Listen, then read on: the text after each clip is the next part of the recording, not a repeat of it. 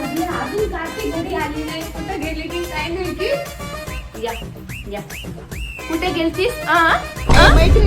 कुठे गेलतीस? तुला लाज आहे ना? 6 वाजायला 1 मिनिट बाकी आहे. तुला कळते की नाही घरी यायचा बापला? अगं हे कार्तिक तुझ्या बापाचं झालं पेन्शन घ्यायचं वय आणि तू त्यांना उशीर राहून टेन्शन का द्यायलीस?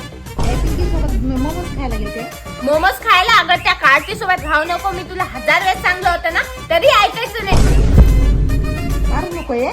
लाज आहे का जीवाला मोमोज खायचे?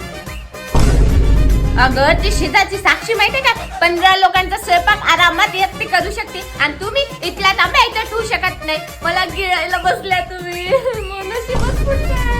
लढू नको हे. तुला ते साक्षी लय शाव वाटते ना. लय भाऊ आहे तिनं.